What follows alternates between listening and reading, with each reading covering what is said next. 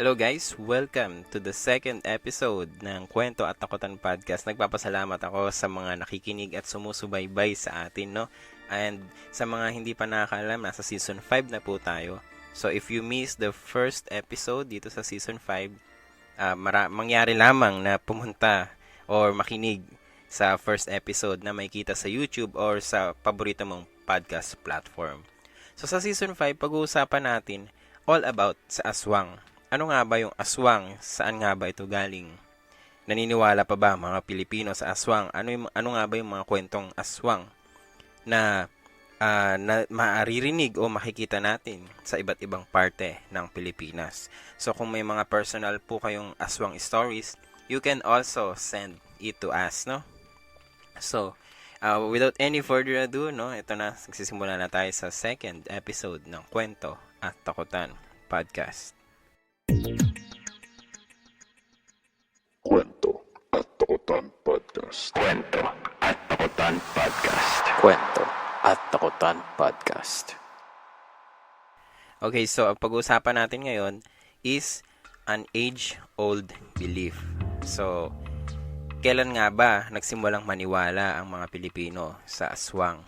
No, magpasa hanggang ngayon ba ay naniniwala pa rin ba tayo? Sabi dito, as born out in the history books, long before the arrival of the Spaniards, the inhabitants of the Philippine archipelago had their own culture, traditions, and beliefs. The natives in the islands had their own kind of society, which was civilization itself. Theirs was a social order governed by laws, values, and beliefs. So, nung una pa lang daw na bago pa dumating yung mga mananakop sa atin, no? Sabi nga dito, yung Philippine archipelago, ito yung mga naninirahan na native dito sa Pilipinas, meron na raw sariling mga paniniwala, mga kultura, mga tradisyon, siguro mga pamahiin, ganyan. At meron na talagang established na society. Meron na tayong civilization. No, hindi yun parang, kasi ang iniisip siguro ng iba marahil para daw tayong mga apes pa, ganun, yung mga parang mag-i-evolve pa lang. So, sinasabi dito, hindi raw yun totoo. Kasi bago pa man sila dumating, meron na tayong society, meron na tayong kultura, no?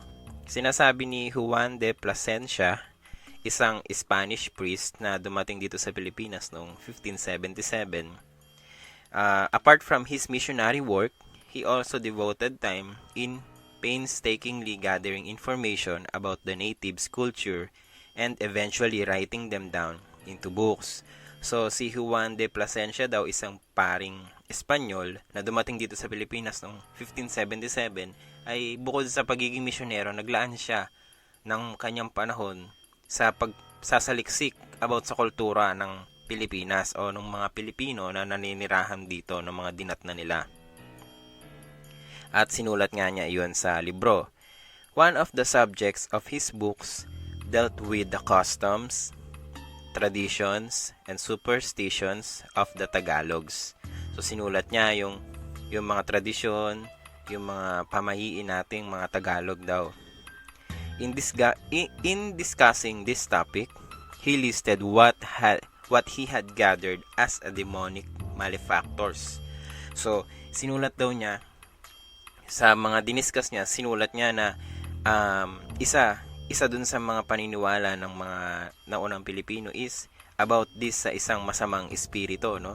Which were believed in by the natives and that had been in existence long before the coming of the Spaniards. So, yun nga yung pinaniniwalaan na ng mga Pilipino na may ganitong uri ng nilalang bago pa man sila dumating. Among the items in the list are the mangkokolam. Yung spelling niya, M-A-N-C-O-C-O-L-A-M. Mangkokolam. Na ang duty daw ay mag-emit ng fire o bumuga ng apoy galing sa kanya, sa sarili niya, tuwing gabi para daw tuwing gabi, isang beses sa isang buwan. Para daw, yun nga, makapanakot. Para makita yung makapanakot ng mga tao, no? nagbubuga ng apoy, at yung isa pa yung magtatanggal. His purpose was to show herself at night to many person without his head or entrails, o yung kalahati ng katawan. Yung pala nanggaling yung mangkukulam at yung manananggal. No, ayun yung dalawang pinaniniwalaan daw ng mga Pilipino noon. And the aswang, yung oswang, O-S-U-A-N-G, oswang, which is equivalent to sorcerer. They say that they have seen her fly. So nakikita daw itong lumilipad. And that he murdered men and ate their flesh. So, kumakain din ng tao. Yun yung mga pinaniniwalaan daw na naisulat niya sa kanyang libro. Through Plasencia's immense work, we know now that the Filipinos' belief about the aswang is an old age, and that had been with them even before the Spanish conquest of the archipelago. So bago pa nga dumating yung mga Espanyol dito sa Pilipinas, naniniwala na tayo sa mga ganitong uri ng mga nilalang. All throughout the succeeding centuries, subsequent works by both Spanish and non-Spanish authors or writers alike would reveal the Filipinos' continued belief in the aswang. So, yung mga Spanish, mga foreigner, yung mga gawa nila, yung mga akda nilang libro, yung mga sulat nila, kakikitaan din ng mga trace na yung paniniwala nga ng mga Pilipino noon pa man sa aswang. Sabi ng Spanish lawyer o isang Kastilang abogado na si Antonio de Morga, who stayed in the Philippines for 10 years. So, 10 taon siyang nandito, would mention in his 1609 work about the presence of Catalonas, the experienced witches and sorcerers who kept the other people deceived. So, Catalonas daw yung tawag doon sa mga parang witch or sorcerers na mga nanloloko ng tao, no? In 1688, another Spaniard, Fray si Francisco Ignacio Alsina, completed an extensive work in the habitants on the islands based on his personal observation and on the materials he was able to collate. The book focused on the language, culture, and religion of the Visayan. May isang pari naman na Espanyol, si Ignacio Alsina, no? Gumawa rin siya ng libro sa base sa kanyang mga personal na observation at mga experiences, no, sa mga Bisayan na yung mga taga-Bisaya. So, sabi dito, si Alsina devoted one chapter concerning wizards and otis, similar creature. Yon. So, mayroong isang chapter daw doon sa kanyang libro na dinedicate niya about dito sa mga similar na paniniwala na to, na tungkol sa mga wizards, sa mga mangkukulam, ganyan. Sabi niya, the common rumors that there are brayos o yung mga wizard, brayos ang tawag nila, B-R-Y-O-S, among the Bisayan. They call them aswang in Leyte, Samar, and Ibabaw. Alok or Onglo naman sa Cebu and Bohol, and known by various names in other places. So marami palang tawag dito sa aswang na to. Ito daw ay so notorious that one time the majority of the Visayan were reputed to be such. So may isang beses daw sa panahon na yon na lahat daw ng mga Visayan o mga taga-Visayas ay pinagbibintangan o inaakalang mga aswang. Some year later, in 1691, Spanish priest Francisco Colin would produce a volume where, among others, he described the customs and belief of the Filipinos. So, yung isa naman paring Espanyol na naman, si Francisco Colin, gumawa na naman din siya ng libro daw na nagde-describe ng mga paniniwala ng mga Pilipino. And, dinescribe niya yung sinabi niya dun sa kanyang gawa na may mga evil creature na is intensely feared by the natives. And ang tawag nga dito yung aswang, which were witches out to suck out soul of the children. So, kumakain nga daw ng mga bata, no? During that time, the pregnant mother's childbirth, sinasabi dito kasi malalim yung English parturition ang sabi.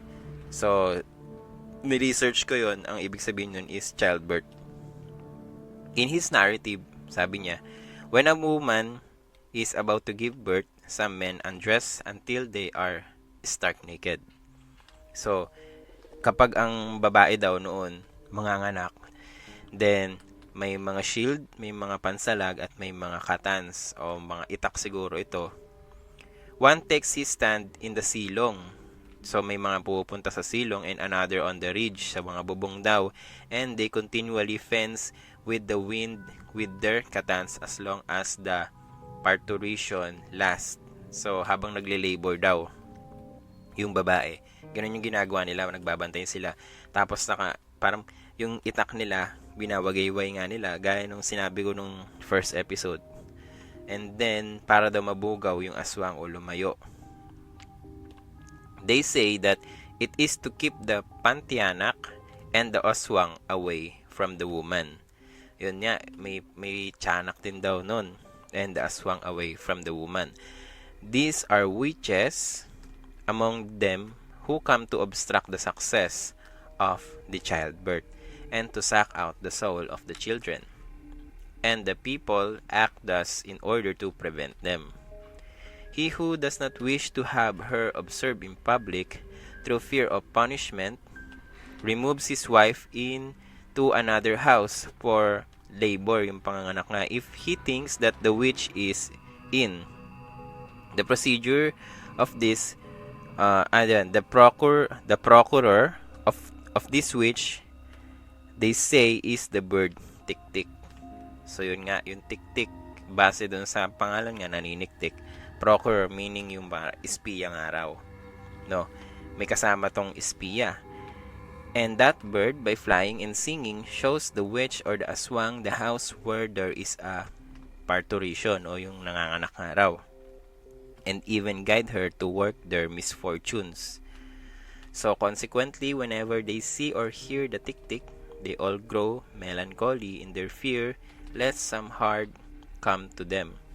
So, kapag narinig na raw nila yung mga tik-tik, yan, naghintatakutan na sila, natatakot na sila. So, naisip ko nga, ito, same year din, mga 16th o 18th century, sa ibang bansa naman, especially sa Europe and sa Amerika, nangyayari naman yung mga witch hunting. So, sa atin, kabaliktaran. Tayo, kumbaga parang dito naman, laganap yung mga aswang, no? Sa kanila naman, talagang ang tatapang nila sa ibang bansa. Doon laganap yung mga witch hunting. Talagang pinapatay nila, binibita nila, tinotorture nila kapag napagkamalang kang isang mangkukulam. Dito naman, parang baliktad. Kinatatakutan. So, yun, naisip ko lang. Sometime in 1713, an Augustinian friar, si Thomas Ortiz, urged the Spanish priests to be very assiduous and solicitous in their mission of stamping out the belief and religious practices of the natives in the island. So sabi dito, pinaalalahanan daw ng Augustinian friar na si Thomas Ortiz yung mga paring Espanyol na i-convert talaga, na tanggalin yung mga paniniwalang ito ng mga Pilipino noon, yung mga paniniwalang native natin, mga aswang, ganyan. At palitan nga ng Kristyanismo, talagang kumbaga ipangalandakan talaga daw. Listing down the pestilential abuses committed and evil beings feared by the natives, Ortiz made mention of the belief by the inhabitants in the existence of the usanga, or yun, the aswanga, to whom was attributed the deaths of the children. So yun, sabi niya, ano nyo yan, magtrabaho kayo na maigi, sabi niya siguro sa mga pare, magtrabaho sila na maigi, para naman yung mga paniniwalang iyan is malesen, no? Dahil gusto nga nila i-convert tayo lahat in Christianism. From two other Spaniards, si Father Diego Bergano and Father Marcos de Lisboa, emerges two dictionaries. Yung kay Bergano ay na-publish yung 1732 at yung kay Lisboa naman is na-publish noong 1754 na nag-include ng definition ng term ng aswang. So, yung dalawang pari daw na yon nag-publish ng dictionary, siguro Filipino English or Filipino-Spanish dictionary yon na may definition ng term na aswang. Sabi naman ng isang Pranses o ng isang Frenchman na pangalan ay Paul P. de la Paul P. de la Hironier siguro to. Paul P. de la Hironier was a traveler. Sorry kung mali yung mga pagbigkas ko ng mga words, no? Isa siyang traveler, siguro vlogger to dati, no? Hindi. Ayan, isa siyang traveler who arrived in the Philippines in 1820.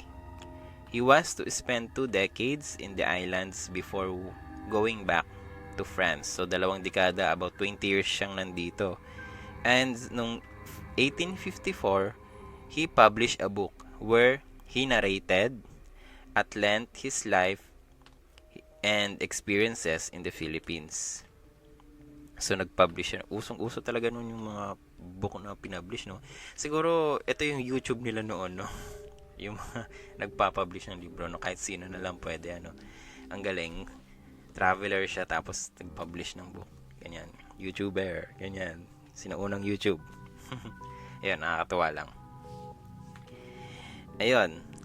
So, nag-publish nga raw siya ng book noong 1854 na dinidescribe niya yung mga life experiences niya dito sa Pilipinas. So, kumbaga nag-upload daw siya sa YouTube ng mga life experiences niya, mga nangyayari dito sa Pilipinas, mga karanasan niya. He too observed with interest the beliefs, the old superstitions of the inhabitants of the island. So, siya rin ay dinescribe niya rin yung mga old superstitions, mga belief ng mga sinuunang Pilipino noon. He said, 2 evil-doing demons play an important part among them, and in which all believed before the conquest of the Philippine island. So yun, 2 daw na evil-doing demons ang pinaniniwalaan na nandun na before pa man dumating yung mga Spanish. Kanina ko pa nga sinasabi yun. One of these malevolent demons, malevolent ibig sabihin is parang malisyoso, masama, ganyan, was called Azuan. A-Z-U-A-N naman yung spelling niya. Azuan. Parang ang gandang pangalan sa anak mo, no? Hindi, joke lang. Azuan. According to the Frenchman, the Azuan presides especially over the parturitions in an evil manner. And an Indian is often seen. So, may Indiano rin daw habang nanganganak.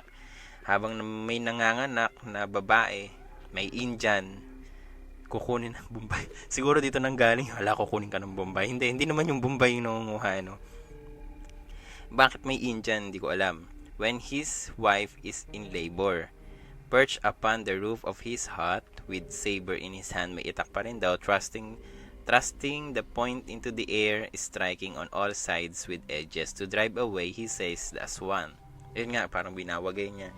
Itaas ang kamay, iwagayway, ganyan. Winawagayway din yung yung sword o yung itak.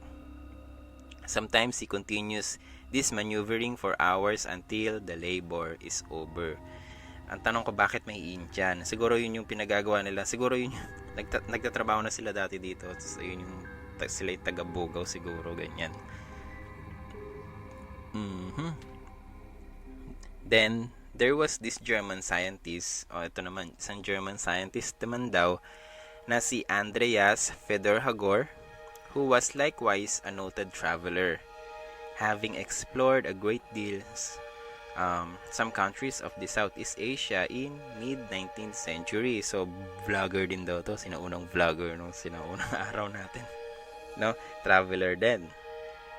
Travel goals lang sila noon. Ito German naman. In his book, about his travels in the Philippines. O, di ba? Nag-upload siya, ginawa niya libro. Noong 1873, sabi ni Jagor or Hagor, sinabi niya yung fascination about the superstitious Filipinos, their customs and beliefs. So, namamangha siya sa mga superstition nating mga Pilipino, mga custom, mga belief natin. He too would comment on the same malevolent demon, which was the aswang. So, nag-comment din siya about dun.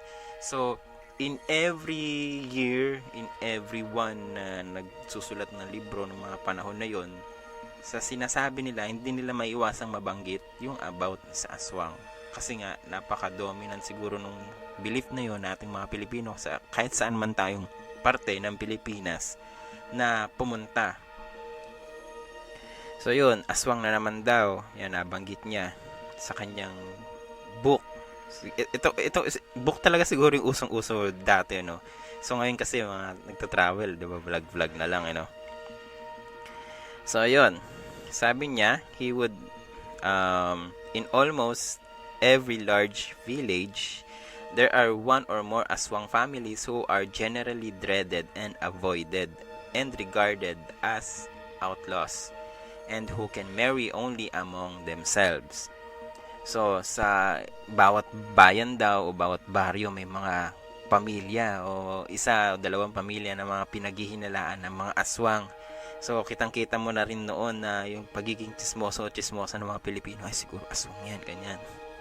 So, noon pa man talaga, may ganun na raw na paniniwala na may isa o dalawa sa bayan na to na si ganto raw ay aswang, yung pamilyang ganto ay aswang, bawal kang makipaghalubilo sa kanila, mga masasamang tao yan, bawal kang makipag-usap, ganyan, bawal kang manligaw o hindi ka pwedeng makipagrelasyon sa mga ganun kasi mga aswang yan, ganun daw.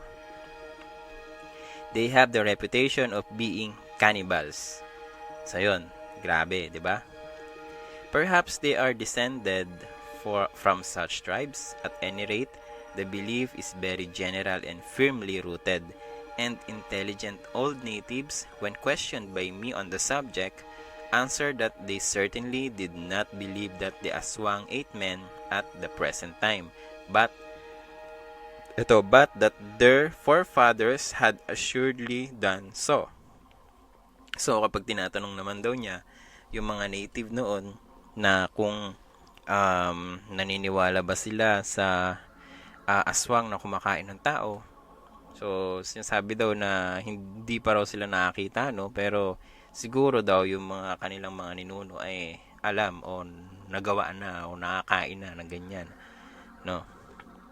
In his monumental work about the Philippines in early 1890s, si Wenceslao Iretana, referred to as a Spanish Filipinologist, o taray, may ganon, Filipinologist, nag-aaral tungkol sa mga Filipino, discussed at the length the belief by the Filipinos in the Bicol region regarding the existence of the aswang. Sa Bicol region talaga, no? Dito daw sa Luzon, sa Bicol region, madalas na nababanggit sa mga salitang ito.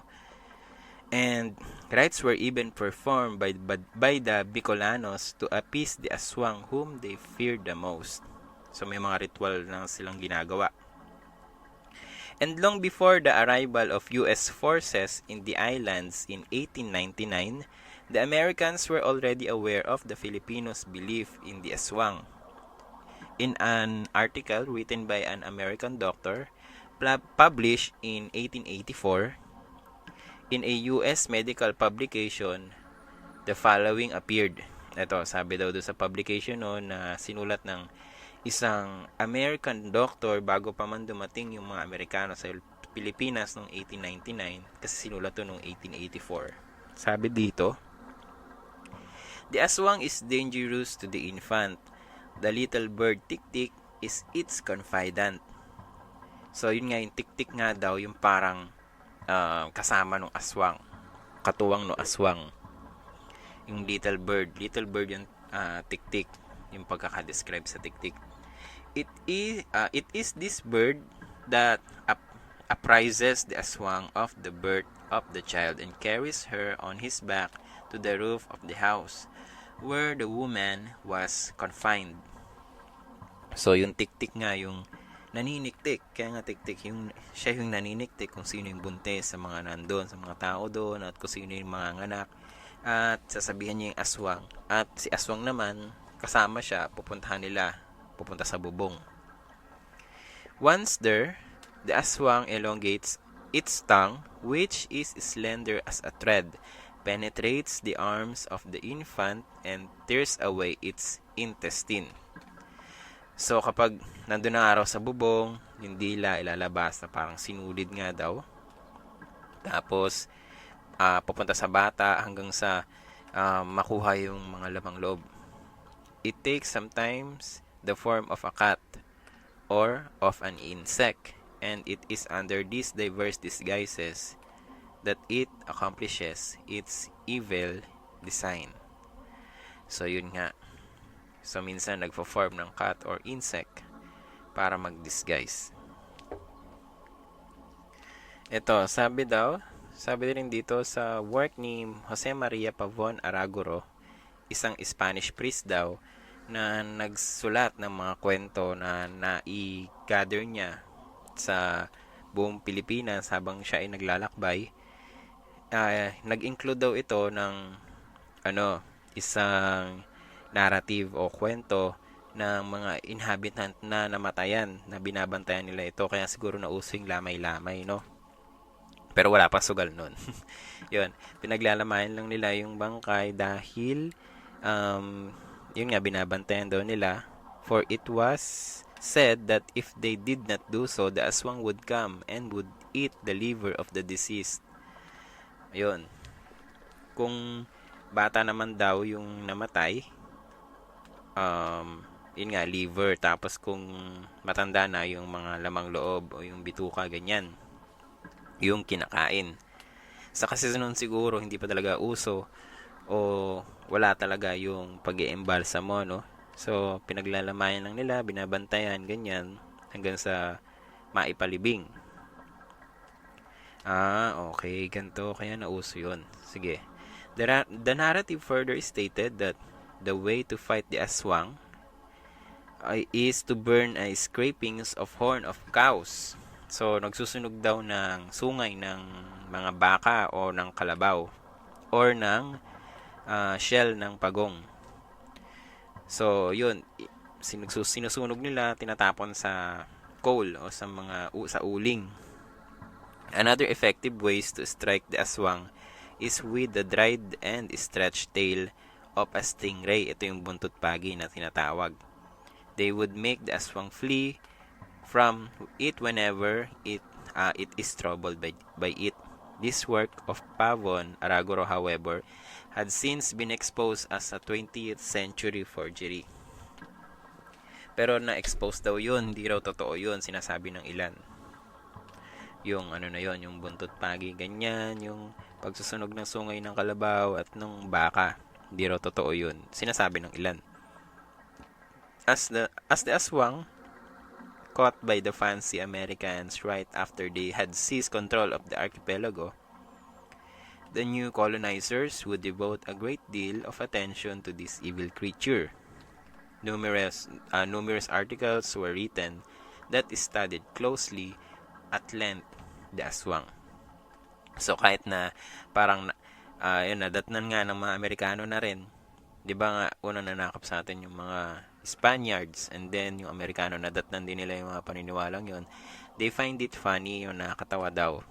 Pero naggawa sila ng mga articles about sa mga paniniwala ng mga Pilipino. Thus, as we have seen, the natives belief in the aswang persisted despite the fierce and the continued Spanish indoctrination of the Filipinos. With a new faith and all throughout the 20th century, it would firmly remain in the consciousness of the Filipino. So, kahit na iba-iba na yung nanakop, naging modern na raw ang Pilipinas, hindi na raw mawawala yung paniniwalang iyon natin sa mga ganitong nilalang. So, yun guys, dito nagtatapos yung ating episode 2. I hope you enjoy. I hope marami kayong natutunan about si aswang sa mga iba't ibang paniniwala daw noon pa man na dinatna ng mga Spaniards at ng mga Amerikano, no? Yung pagsusunog ng doon ako na intriga yun, nagsusunog ng sungay ng baka o ng kalabaw. Tapos yung buntot pagi, naalala ko meron kami noon dating buntot pagi talaga. Tapos talagang mahaba siya. Tapos kapag winagayway mo raw yung tunog noon, kapag narinig na raw ng aswang, natatakot na. So ayun, so maraming salamat. At bukas pag-uusapan naman natin kung saan nanggaling talaga yung terminology ng aswang, yung origin, saan nga ba ito nagsimula. So I hope abangan mo bukas yung ating new episode about the podcast, and then sa episode 4 doon naman natin pag-uusapan yung mga kwentong aswang na mga iba't ibang kwento, iba't ibang paniniwala sa iba't ibang parte ng Pilipinas. So exciting. So I'm so excited. So don't forget to like and share this episode to your friends and families, no? Maraming salamat po. I hope marami kayong natutunan, nag-enjoy kayo, and at the same time naging aware, hindi man natakot pero naging aware. Ganyan. We value your feedback, so any feedback would do. Thank you so much, guys. See you on the next episode, or see you, or basta yun, ganon. Thank you so much. I hope you enjoy. Salamat and have a great day.